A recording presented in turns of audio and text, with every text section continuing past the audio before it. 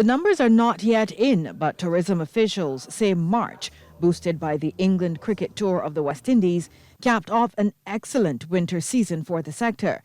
Chairman of the Barbados Hotel and Tourism Association, Renee Coppin, told a press briefing today this past winter season was the most positive since 2019, which was the last normal year for the industry.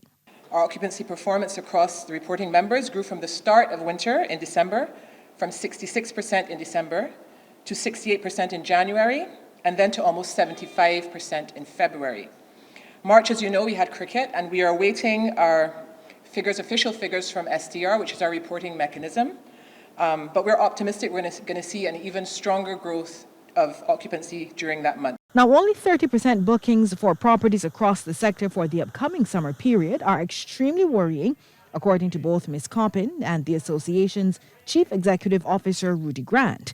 They say this is in large part because most of the island's competitors, several of which are right here in the Caribbean, have dropped many of their COVID-19 restrictions for vaccinated visitors, while others are allowing the unvaccinated to enter without any testing requirements.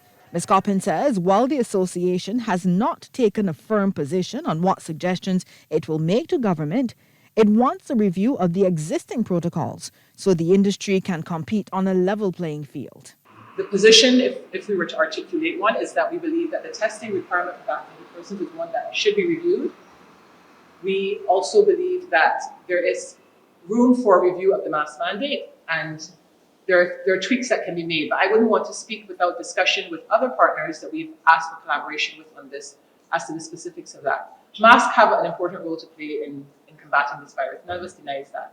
However, there are contexts within which the mask mandate is difficult to police, and based on the science may not necessarily need to be implemented in the way it's currently being done. Meantime, Mr. Grant pointed out that many of the island's source markets, including the UK, US and Canada, have also dropped their COVID-19 restrictions.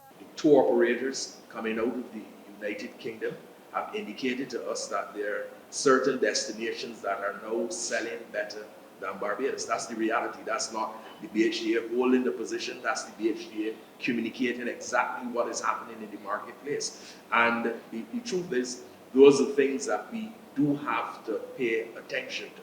The tourism executives say they want a meeting with the authorities with a view to relooking the protocols so they match the science and the environment and are balanced with what is needed to keep the island open.